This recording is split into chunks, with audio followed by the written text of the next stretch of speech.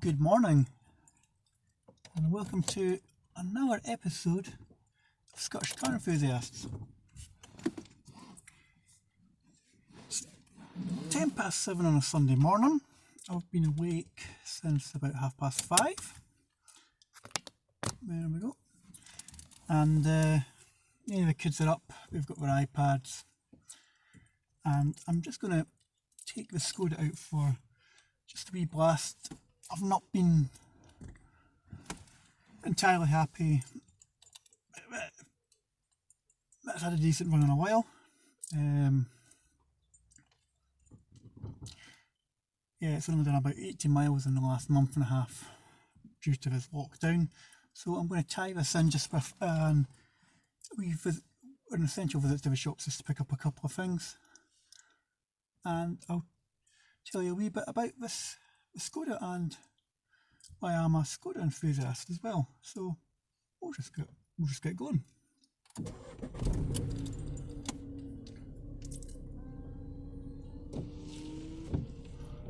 It's been a wee while since I've driven this a wee bit, so we parked the car yesterday, so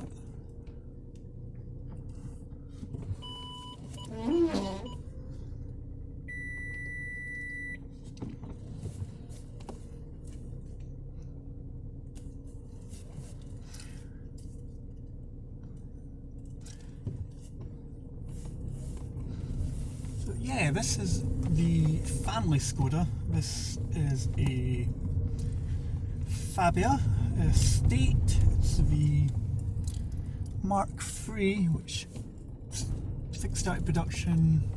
Where is that? 2016 maybe? I'm not entirely too sure. But yeah, this is our family car. We bought this 2018.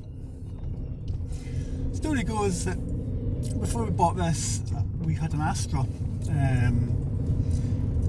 diesel. We think we bought it on a whim, the Astra, because we had one as a hire car when our previous car had been written off, and I'd seen an Astra at the local dealership, and I thought, I'll just get this. But I loved the Astra, but because it was a diesel, DPF, we weren't using it as much. So we ended up at the start of 2018, and a couple of cars I wanted to have a look at. I wanted to have a look at a Fiat Tipo Estate, and I also wanted to look at a Yeti as well. And this was I considered a Fabia, but by the time we got to the day we wanted to have a look at the car, myself and my wife decided, well, why don't we stick to what we know? Skoda, we've had a couple in the past, so here we are. So when we went to the dealership, we were initially looking at maybe like a second-hand one or a nearly new one, and had a great deal in the second-hand ones. We weren't wanting anything fancy. We decided at the time,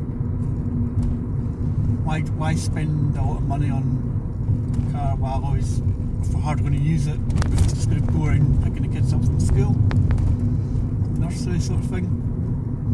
So we just decided we wanted the base model.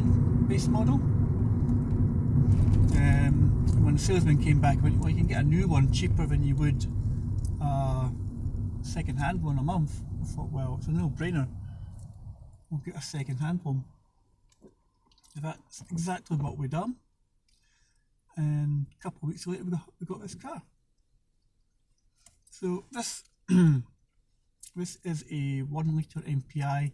It's not the TSI version, it's just the 3-cylinder petrol, 74 horsepower.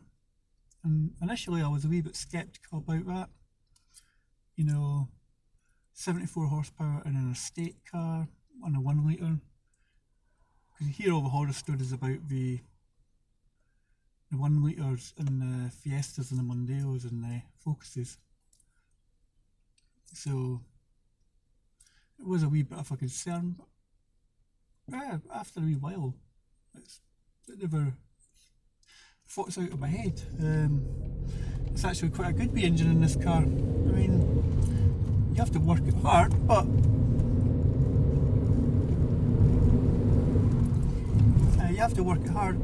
it actually does return good performance. It's got good economy. It actually does suit this little car. So,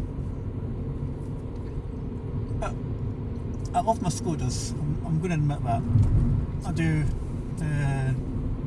This is our third Fabia. We've had every generation of Fabia. We've had Willowfair started off with the Mark 1 Fabia VRS. That was probably the most expensive car I bought back years ago. That's probably the most expensive car I bought second hand that I really wanted. And yeah,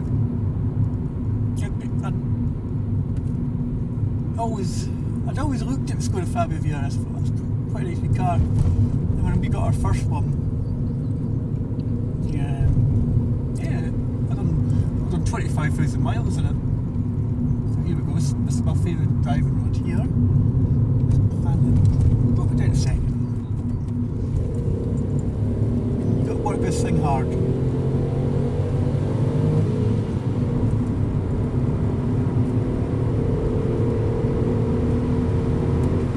60 now.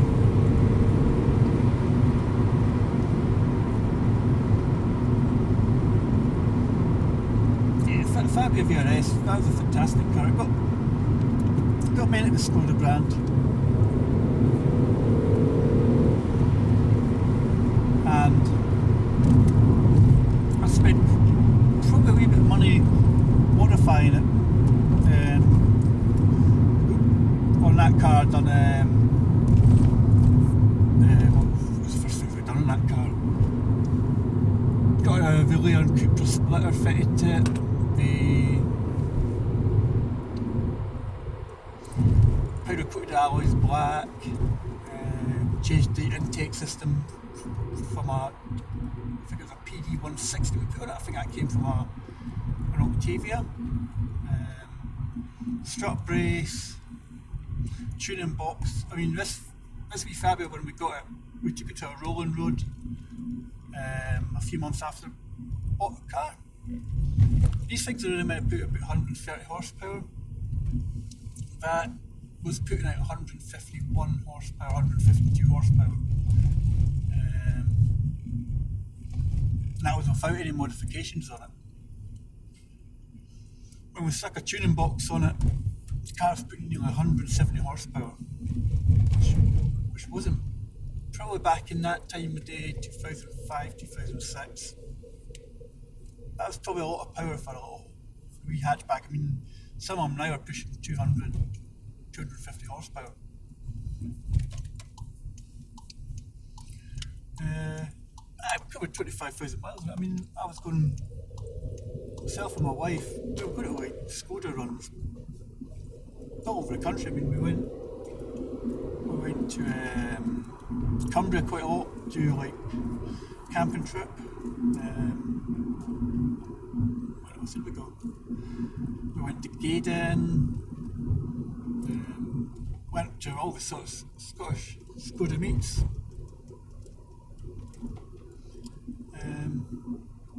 Yeah, the car. It was my first experience of diesel as well, and that car clocked up probably something like 25,000-30,000 miles in about a couple of years.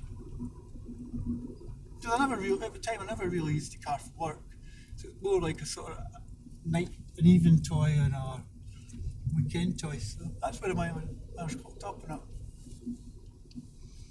And it was only when it came to trade in, I stupidly went for a car. Why did I got a C-Max? I don't know. I traded in for a C-Max, and it was the only car that I've regretted selling. When we drove with a forecourt, that was it. Right, I'm going to drop down a gear here again.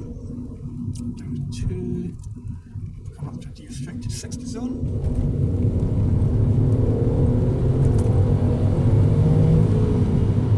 The red light.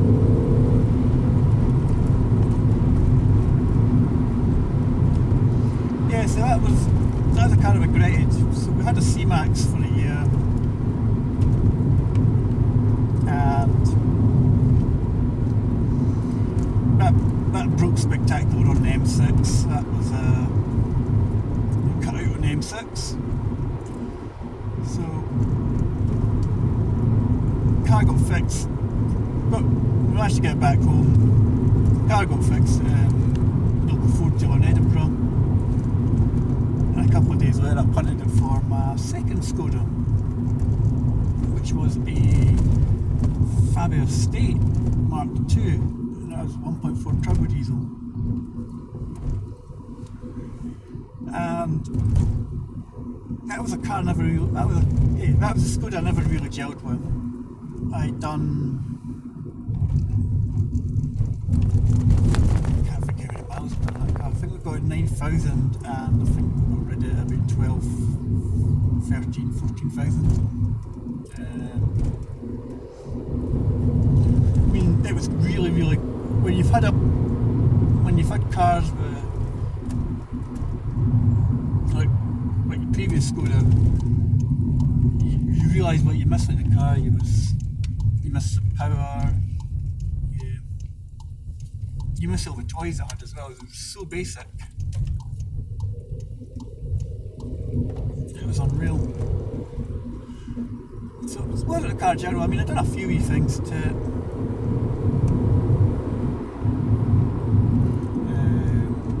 Painted the drums, painted the calipers, Skoda green, changed the filter on it.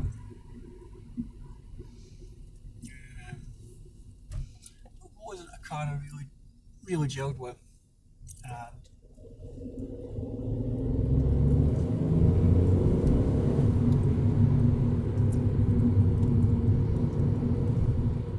I'm just coming off this roundabout now.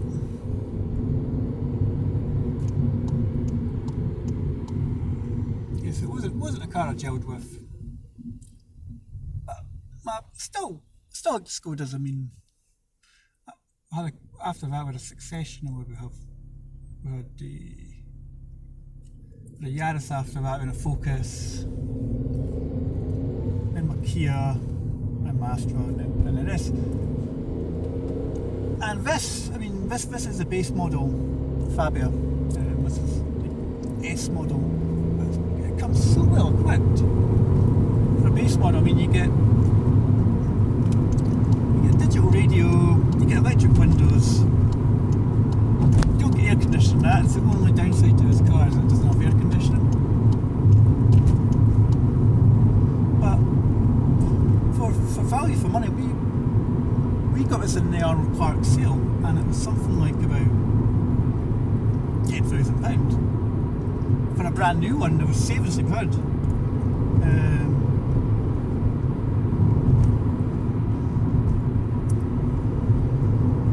But I mean, it does everything we wanted to do. I mean, digital radio takes the kids to school.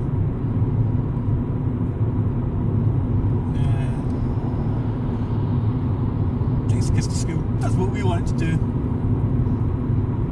For a value for money, it's not a bad car. And that's what I think about Skodas. They're not bad cars. They're really, really.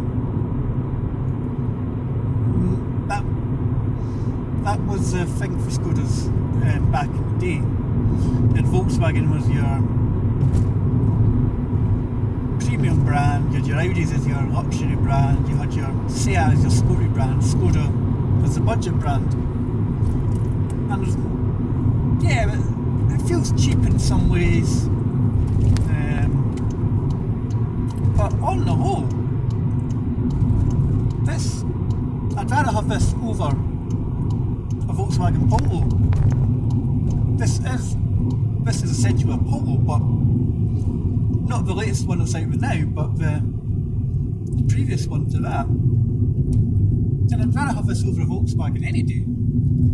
It uses a Volkswagen switchgear. It uses a Volkswagen engine. And I'm not bothered about if it's a budget car. I consider this Volkswagen as a cheaper Volkswagen for people who don't want to pay for that Volkswagen badge. And I think that's why I like the Skoda brand.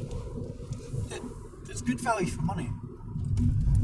Or they were at the time. Now they're sort of creeping up. And you get how can I put it? You get what you pay for, but I think you get more than what you pay for with Skoda.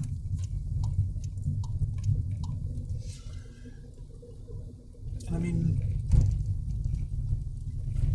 I love my VRS. Okay, never gelled with a Mark II, but I loved my VRS because you're sticking two fingers up to people,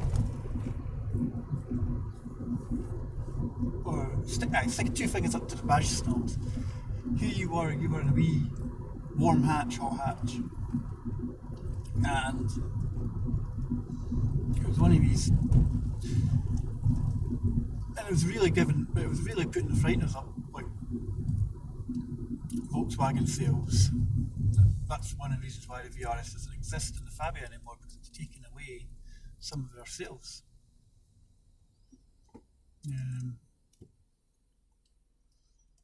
No, these are just all my ramblings on Skoda. I mean, would I have another Skoda when I come to replace this car in about a year and a half?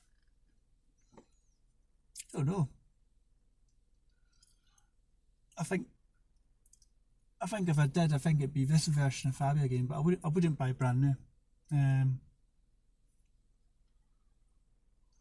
wouldn't buy brand new in the fact that when we're not using the car to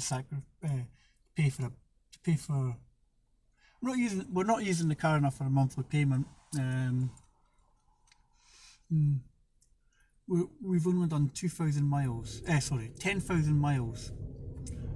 in 2 years.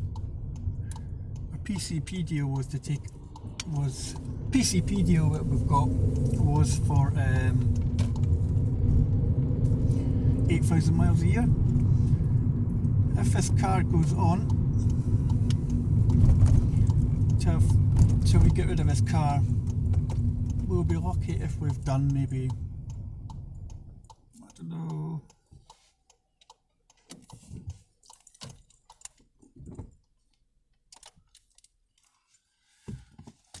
I think we'd be lucky if we've done maybe 20,000, 21,000. On a PCP deal, it's meant to be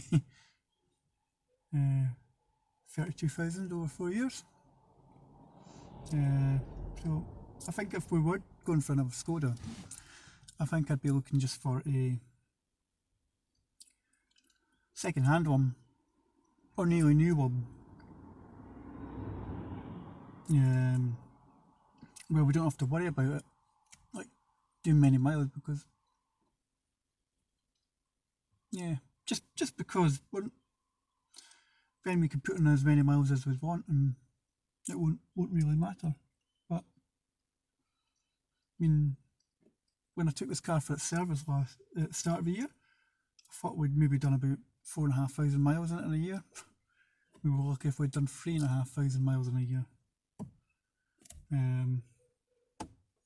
With this lockdown, in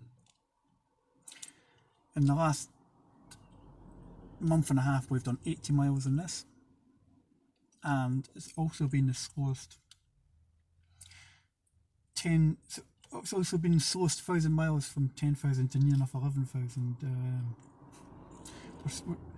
We hit 10,000 miles back in February in this car. Still 10,900 at the minute, and it will clock up to 11,000 miles, but that's the longest 1,000 miles it seems. But that's partly due to lockdown. Anyway, I apologise for all these ramblings, but I just thought I'd film a wee video, give this thing a wee blast, and yeah, give this thing a wee blast just to keep it turning over. I mean, it's not really been, all it's done is just been out and about, maybe delivering food parcels with the wife and taking the kids out for local exercise. It's not really been getting a wee run at times. So yeah, thank you once again for listening to the ramblings, and I shall catch you in a future video, whatever that may be. Farewell.